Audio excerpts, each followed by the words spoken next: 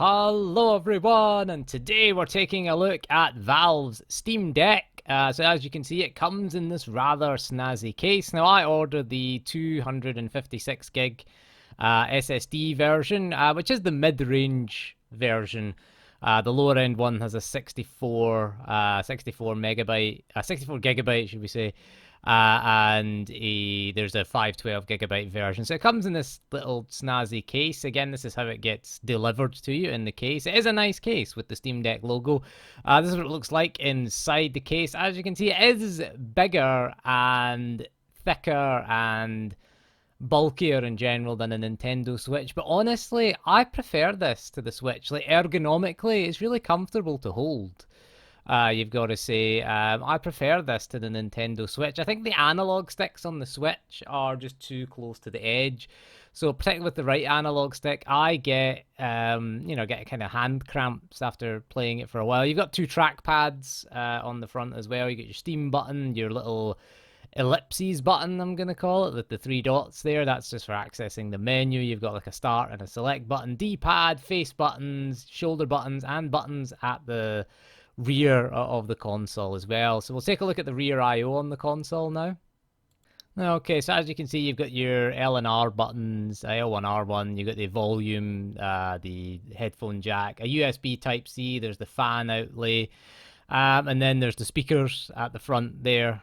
You've got the left and right audio there. But let's get into some games now and take a look at how this thing performs, because it's awesome. It's a little beast when it comes to performance. Okay, so we'll start then with Elden Ring, and this is pretty impressive. Again, this is a 2022 PC game, 720p with medium settings with a 30 FPS cap. It's pretty decent actually here. Let's go up and sneak it up and stab this little dude. Frame rate's a little bit not the most stable of 30 FPS, or 30 FPS, as you can see by the frame time. Incidentally, this is the Steam Deck's monitoring tool that you get by pressing that little thing with the three buttons. The three dots, should we say, the button with the three dots. Out of range for that dude there. But anyway, it gives you a bunch of stats, which is quite nice. Bear in mind, this is running Linux, and it's running via the Proton compatibility layer, so there are going to be some issues with some games, but here some games are running fine. Elden Ring is of course Steam Deck verified. Valve got involved to get this verified on the deck, and it actually runs reasonably well. We're going to aggro a bunch of dudes here. That dude's blowing his little trumpet and he's going to aggro everybody, so that's just a good test. Oh crap, run away. No, be brave. Oh, I forget what the dodge button is. It's B. In case you're wondering, there it is. Dodge, roll, run away. This is a good test. This is a good test for a bunch of angry dudes with pitchforks and, torches, anyway, chasing after us. And bravely and heroically, we're running away. The good thing about Elden Ring is, of course, is you've got a spectral steed. But as you can see there's a few dips. Otherwise, it's okay. We could drop some of the settings a little bit further, but I think 720p medium is reasonable. I mean, it's kind of similar to a base PS4. If you think about the Steam Deck as a portable PS4, and the good way to prove this, I'm doing a really bad job of hitting that guy, but then he's doing a really bad job of hitting me as well, so before you criticize, he's not hit me, I've not hit him. We're equally incompetent. It's equal incompetence.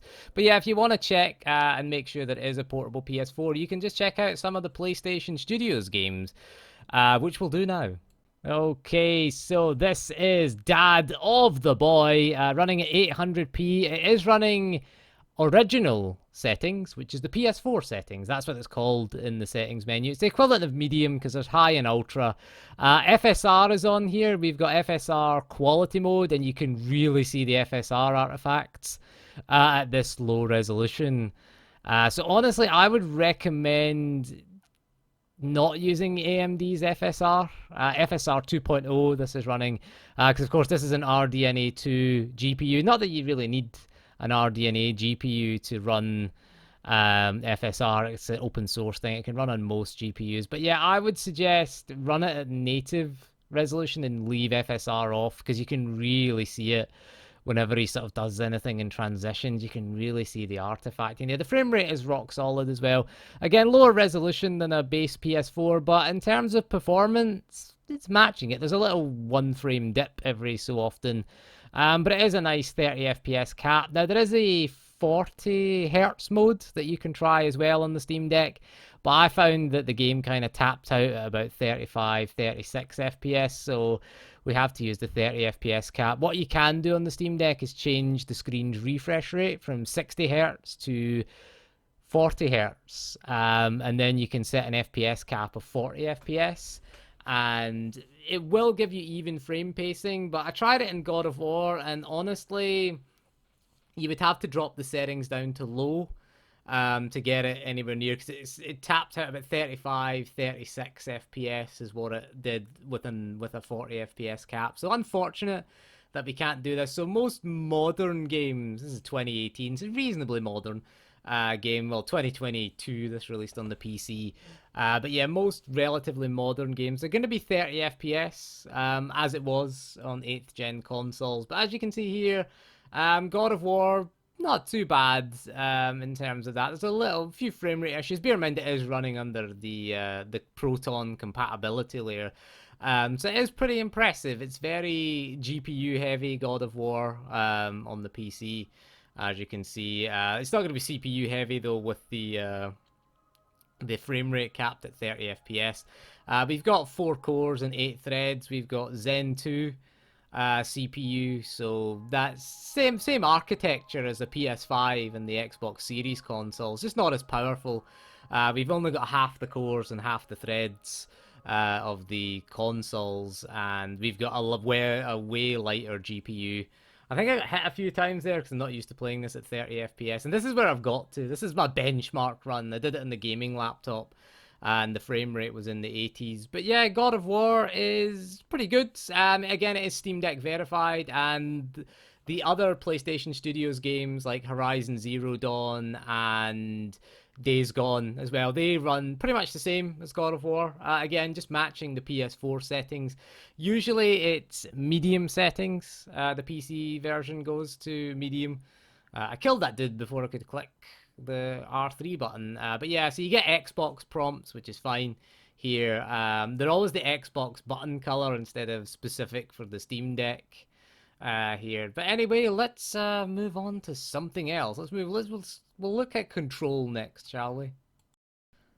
Okay, so Control Ultimate Edition, immediately you'll notice it doesn't have those low-res texture issues that we looked at in the last video on the gaming laptop.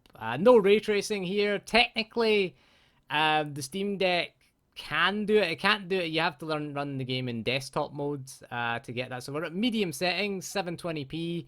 Again, bear in mind the next gen console versions of this run this at low settings. So we're running lower resolution. We're only running 720p instead of 1440p, and we can only get 30 FPS. Obviously, no ray tracing. Technically, you can try ray tracing with this if you run it via the Linux desktop, but you're looking at a resolution of like 540p. So not really playable. I mean, again, this is more comparable with a base PS4 and Xbox One. So quite impressive. Control is a very difficult game to run. Again, this is Steam Deck verified. All the games that we've looked at so far have been Steam Deck verified. We will take a look at games that aren't Steam Deck verified here, but yeah, medium settings, you can see we're kicking the physics things around, and everything's looking good. Frame rate is nice, you would say. Again, 30 FPS. You can try the 40 FPS mode, but again, you're going to have to lower the resolution a little bit to try and get 40 FPS. I mean, I don't know, 720p, I don't really want to go any lower than that. It's fine for the handheld screen, again, but I mean, I don't want to go any lower. I would rather just have the 30 FPS. Again, that 40 hertz mode that we talked about is there. It is an option. You can put it to 50 hertz. You can put it to any value. But 40 is a reasonable value because it's halfway between 30 and 60. And it does give you a better response time. It's not going to be 60 FPS smooth, but it is better than 30 FPS. But again, I just think it's kind of, you can look at the GPU usage. It's in the 80s and the 90s, so there's not much overhead. There's just not enough to increase the frame rate to 40 FPS. It just doesn't run stable. And you don't want an unstable frame rate, because if you do the 40 hertz mode and run the 40 FPS cap, it is a nice smooth frame time. You get like 25 milliseconds frame time, and it is nice and smooth there because it is a properly paced 40 FPS because it's 40 hertz. It's one frame per refresh because it's refreshing 40 times per second. But yeah, so this is actually better than the gaming laptop. Not visually, but it actually has, well, it does visually because it's got not got those visual bugs. Interestingly, this is the same version. This is even the same save file that we loaded up. So again, I don't know. Maybe it's just specific to that laptop. Destroy the toilet in there, Jesse. That's good. Just vandalize the place. But anyway, yeah, Control Ultimate Edition runs pretty well. Big stutter there. I don't know if that was picked up on the capture card or just whether it stuttered. It didn't come up on the frame time graph there, so it might have just been a capture card issue there. But anyway, yeah, Control Ultimate Edition performance is really good for a handheld. Okay, let's move on to Doom Eternal then. 720p, as you can see, native resolution we're going for. No DLSS, no ray tracing, it's grayed out. We've gone for ultra settings, which is like the third highest setting there. We've also got dynamic resolution scaling enabled, so we'll put it to dynamic, and we're setting a 60 FPS target for this game. And let's go and see if it can run at 60 FPS. It probably will scale the resolution, but hopefully we can hit 60. Alright, so we've chosen Super Gore Nest for our test with Doom Eternal because it's a good workout for the whole system, Super Gore Nest. I always pick this level for benchmarking because, again, it's a good CPU, GPU workout. It works out the whole system really well. Obviously, no ray tracing. You see, we've got the DRS enabled, the rear wings wide open there, but we'll see if we can overtake anything. Of course, we're using dynamic resolution scaling, not drag reduction. Wrong thing there. So yeah, so you can see here the frame rate is nice. Again, 60 FPS. We should have put the Doom Eternal's own metrics up and you'd have seen what actual resolution we'd have been running. That would have been nice. I just got infinite ammo with the super shotgun because I like it. Like, I like the super shotgun. You can see there's dips and the frame rate does go up slightly as well.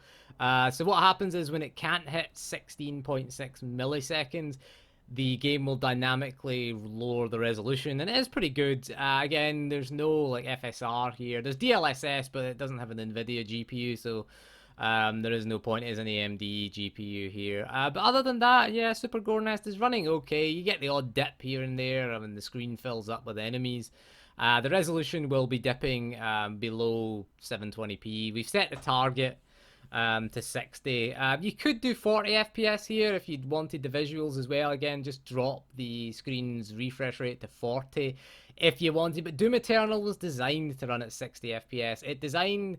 It runs at 60 FPS on the base PS4 and the Xbox One. Doesn't run at 60, only runs at 30 on the Switch though, with dynamic resolution scaling. So this is a lot better experience than the Nintendo Switch, at least.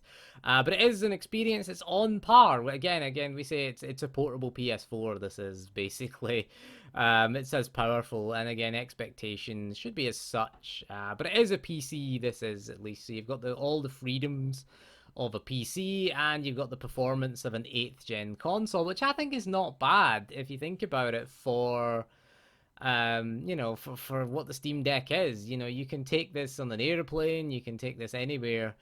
We have to have the charger plugged in there. You can see there with the battery, it's showing with the plug symbol there. Because we're using the capture card, so we're having to run it via an external HDMI. I do have a USB Type-C hub plugged in. There is an official Steam dock coming. I'm really struggling to kill this pinky there. Really struggling to kill that guy. I'm not used to Doom Eternal with a controller, I'll be honest. If I'm doing really badly, it's because I have, I'm not used to it. I'm used to the mouse and keyboard. I'm used to the PC version there. So you can see the temperatures. Yep, we're up the laptop inferno level is what we're going to call it. But it is a small form factor. And considering, what's inside it, you've got an RDNA 2 GPU. You've got I missed that there. Playing as bad as I did when I played Doom Eternal on the cloud. I mean, I really struggled there when I played it on xCloud. But anyway, there. So yeah, I mean, for what it is, for what the Steam Deck is, I think it does deliver really good performance. You see, there's no ray tracing there because you can't see Doom Guy's reflection there. Technically, it does support ray tracing unofficially, but don't run ray tracing. It's just not powerful enough to do ray tracing. It is RDNA 2 there. You can see no reflection for Doom Guy there. But anyway, let's go move on to something else. Let's look at some unsupported games, shall we? Right, so let's go and check out Shadow of the Tomb Raider, which has a little yellow exclamation mark, which means it should run, but it maybe won't run fine. You get this little warning about the on-screen keyboard. And when Shadow of the Tomb Raider launches, it does tell you that again, your current Linux distribution doesn't meet the game's system requirements. Trying to hit continue anyway. What I had to do was, because I'm using this via capture card, you have to use the touchscreen because this doesn't work with the controller, which is kind of annoying because I had to go and turn off the capture, disconnect the capture card, and then use it on the touch. You see, I brought up the virtual keyboard I'm trying to hit continue anyway, but it's not letting me do that. So let's see if we can get past the screen. So I had to disconnect the capture card and go back in. You can see I'm trying to move the mouse cursor. That's me trying to move across the touchscreen. But obviously, because the touchscreen is just blank and it's showing the screen on the portable monitor that I have, it's not working out too well. So just bear in mind that if you're doing capture, it shouldn't affect you if you're just using it as a touchscreen. It should be fine. But that's just an issue I had with it. Right, so I was able to get past that screen and into the benchmark for Shadow of the Tomb Raider. We are running normal settings, normal settings it is. This is matching the last generation consoles, the PS4 and the Xbox One. And as you can see, with an unlimited frame rate, we are getting a reasonable 45 FPS. We're in the 40s reasonably. If you're playing the game, so you've got unlimited frame rate just because we want to benchmark the game. But just to show you, we average around about a 30 FPS cap, I would say, if you're going to play the game. There's nothing much here. That's why it's 60. I think there is a 60 FPS cap, though, rather than unlimited. So you're seeing here, this part, there's not a lot to load. But when it goes down into the village, you will see that it does stay above 30 FPS. But I would say set a 30 FPS cap. Go for normal settings. The medium preset is what it is, with TAA enabled as well. We've got that there. So you can see as it goes down into the village here, this is the hardest part of the benchmark. You can see the frame rate will drop into the 30s here, but it does stay above 30 for most of the time here. You can see it going down 36, 37 FPS now. Again, the game looks good. Again, it looks on par. It is running at 720p. Here as well, so it's not running at the same resolution as the last gen consoles, but it is comparable performance here. I think this is pretty good. I mean, again, frame rate in the 40s here, so I think this is quite impressive. I've had PCs that have struggled to run this game, and again, bear in mind this is a not officially supported Linux distribution. So I think it's quite impressive overall with the Shadow of the Tomb Raider. Go for normal settings and just set a 30 FPS cap, and you should be okay with that. We'll wait till this loads up, and running off the SD card, so it does take a while to load things. That is a problem with running off the SD card. I will show you the loading screen here. Only 256 gigs, the SSD that we've got. So yeah, it's got a 512 gig SD card. So you can see here, most things are on normal. Texture quality is normal, 16 times AF again. Motion blur's off because I don't like it. Tessellation's off just for a performance boost. Gives you a big performance boost without tessellation there. But there you go. You can see the AMD custom APU, the Van Gogh GPU is what they're calling it. There, and again, GPU bound 76% of the time, average FPS 43, which is not bad really, considering the shadow quality I put to low. Just to get that, you could increase the shadow quality if you wanted, and add the tessellation. So you can see here, this is the frame rate limiter. Here, use the per game profile as well. You can see the refresh rate slider there, so you can set it to 30 FPS. And that's the refresh slider, so you can use the 40 FPS cap there. Right, so let's go move on to some. We'll try some older games, shall we, that are unsupported, and see if we can get them to run, because they should be, I'd imagine, difficult to run. Okay, so we're starting with an older game. Well, I say older, this is the modern version of Quake. As you can see, it's connecting to Bethesda.net there. Yeah, Quake is not fully supported, it says, but, everything seems to work okay. You're best running the modern version if you download Quake. You can see there 720p, 60 hertz, VSync is on. We've got for high resolution, anti-aliasing, ambient occlusion, depth of field, motion blurs off because I don't like it. And there, yeah, so Quake will run fine. I've not got any saves for some reason. Somebody hasn't done the cloud saves, but you can pick which version of Quake you want to run. Pick the modern version because that's the easiest. Again, supports modern resolutions. That's one of the things that you'll find with older games is support for 16 by 9 resolutions. So if you pick this version of Quake, you can see here, no problem, 720p, 60 FPS. Here again, using the Vulkan API. Which again is supported by Linux as well. Still has to. I think it still does have to run through the compatibility layer. But you can see very little of the CPU, GPU usage here. 60 FPS, nice and smooth. Quake runs perfectly fine. I don't know why it's not listed as Steam Deck verified though, because it runs perfectly fine here. You saw we've got everything turned up again. So this was released in 2021 last year. This was released, so it's an older game, but it's a modern version of an older game. Again, you can see with the Vulkan API there. But yeah, everything's good. We'll try Quake 2 next because that's not officially supported, and the modern version of Quake 2 will not run on this because it's Quake 2 RTX. That'll never run on this one. Okay, so Quake 2 then runs fine. A bit weird though, it is a little bit weird. We are going to have to look at a custom controller configuration because the left analog stick turns you, which is a little bit weird with the default one. As you can see, 60 FPS, it doesn't support, it's a little bit dark looking though. But it doesn't support modern resolutions. I think it's like 1100 by 7 something it's running at. So you've got black bars at the side, at the left and right of the screen there. Not a lot we can really do about that. But yeah, it runs okay. It's playable. I would say use a custom controller configuration because the default one is a bit weird. Again, I'm just trying to figure out how to change it, but I never really figured that out in game. But again, you can do that. You can download a community control scheme. So you haven't used the left analog stick to turn. You can't strafe for some reason.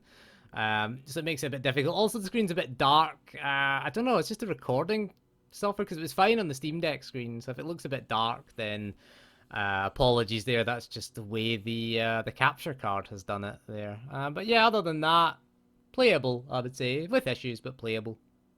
Okay, let's go try another classic shooter. This is Star Wars Republic Commando. And again, it has a few issues. You have to use the right analog stick as the mouse, and L1 and... Oh, sorry, R2 and L2 are the... And again, it doesn't support, like, custom resolutions. So it doesn't support any 16 by 9 resolutions here. Again, frame rate limit was set to 30. We'll set it to 60, just because this will require us. I don't want 30 FPS in this game. I should really do per game one. So yeah, we need to go, I think, with... We can't do 1152 by 864 because it's too high a resolution. So you can see here, we'll fire that resolution, 1024 by 768. Again, it will have black bars at the side, but everything else should be fine. In terms of the graphic settings. Again, we're using the right analog stick. We'll just load a quick save. Play it on easy mode because, of course, we're going to play it on easy mode. We're using a controller with this, and it's really not designed for a controller, although there is an Xbox port. But other than that, we've got low health. That's a good start. But yeah, we move around with the right analog stick. Everything seems to be working. I'm using the default control setup, I should point out here. And yeah, this game looks pretty good. I'll do a full video of Republic Commando and a few other games on my other channel. So I will put links to that in the description below. But yeah, this runs fine. Looks okay. Again, you got the black bars at the side of the screen. But again, it's an old game from 2005, so it doesn't support modern resolutions. Let's see if we can heal ourselves. Let's see if we can. There's the healing station. Right, so you press and hold the X button, and that lets you heal. So that's good. That's good. Good stuff. There you go. Back to full health again. On Republic Commando, dude. Let's see if we can fight some enemies. I've got a shotgun here, so we'll go up here, and these Transdoshans should break through here. We can shoot them with our shotgun. I got one of them there. It's a bit weird because I don't know. I mean, some droids attacking us here. I don't know. I mean, I'm used to this again with mouse and keyboard, and you can see the frame rate again, rock solid. Using the Vulkan API, interestingly enough, as well there. I don't know if this used OpenGL. I think if they used OpenGL, it just goes to Vulkan, because Vulkan is just a version of OpenGL. Whoa, that George tried to fly towards me there. Let's see if we can get this Transdotion then. There you go, got him.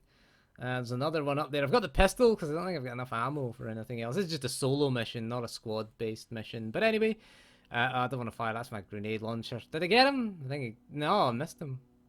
Sniper rifle then. Let's go for that. So you can change weapons pretty easily. Again, that's low light mode. There you go. I think it's L1 for the scope zoom rather than L2 there. I think L2 did the low light mode there. That's our machine gun. We've only got 60 rounds in it though. Whoa, it's got a sword. Oh man. Got the visor, the wiper on the visor. That's pretty. I always thought that was a pretty cool effect. We'll go for the shotgun now. Not got a lot of rounds left. Only got a couple of rounds. 2 rounds left. 1 round left. Never panic. There we go. There you go. We picked up the shotgun rounds there. It's a bit weird having a shotgun. Well, I suppose scoundrels have shotguns and SWOTOR. But anyway, there you go. So, Star Wars Republic Commando runs pretty well. We'll try an older game. Let's try an older Star Wars game and see if that'll run.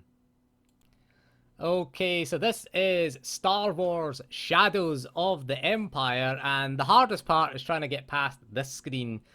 This is the launcher there. You can see 720p. So this does support 16:9 resolutions. I'm just left everything by default because I'm not going to test the machine's performance. I'm trying to hit play here.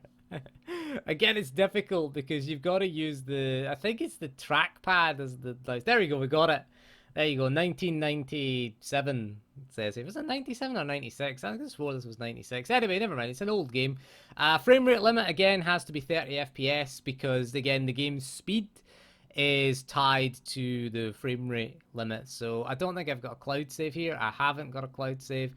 So we'll just do Battle of Hoth then, I guess. Again, I'm using a custom controller profile for this. So again, you'll get the Star Wars logo up. And again, the game runs pretty well. Again, use a 30 FPS cap because, again, if you run it at 60 FPS, the game is just harder because it runs twice as fast. Here, but then yeah, this is again running reasonably well. Again, using a custom Steam controller configuration is what I'm using. Again, you can use a custom community one because some of the functions aren't mapped to the controller. If you do that, it's fine for this first mission, but if you're gonna do the on foot levels, I did do the Hoth on foot mission as well. But I only recorded the speeder mission. This one was alright. Again, we played this before on modern hardware, and again, it's really good. Again, it's not really pushing the hardware to the limit. So a game from the 90s then runs pretty well. Again, this is not officially supported. It's down as, in fact, it's down as not running at all, this one. I think didn't even have the yellow exclamation mark. It just had nothing beside it. Because it had never been tested. But anyway, maybe I'm the first person to test this. So for me, at least, it runs. I've got it to run fairly well. Again, just make sure that you go into the Steam options menu and set a 30 FPS cap, as you can see here. And it will run fine at 30 FPS. Again, frame pacing is correct and proper. And again, it's nice.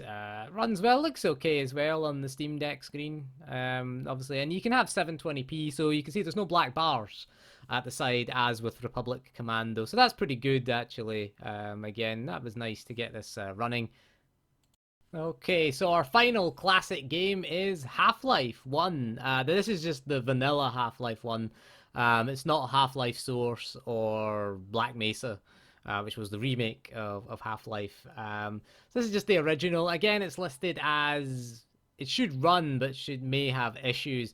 One of the biggest issues with it is that you have to use the trackpad again for the mouse, and you have to navigate the menus with the mouse. But again, it does support modern resolution. I'm recording this via Steam streaming, hence why the black bars are on the side of the screen. Didn't record this via the capture card. I had to wait a while to get the capture card. So some of the games I've recorded with the capture card, and some of the games were recorded via streaming. The quality isn't great of the video, but you can see it running. Loading screen does bring a few hitches, but again, there you go, 60 FPS. Not a surprise, it's a game from 1998. I should point out Half-Life 2, Portal 2, Left 4 Dead 2, Portal 1, they all run fine as well. They're Steam Deck verified. I didn't record any of them because honestly, I did try all of them, but I didn't record them because they're fine. I mean, you would expect them to run. Half-Life 1, bit older again, but again, it is very impressive. Now, I'm going to say we've been recording for about half an hour's worth of, this video has been going on for about half an hour. So what I'm going to do is split this video into two parts.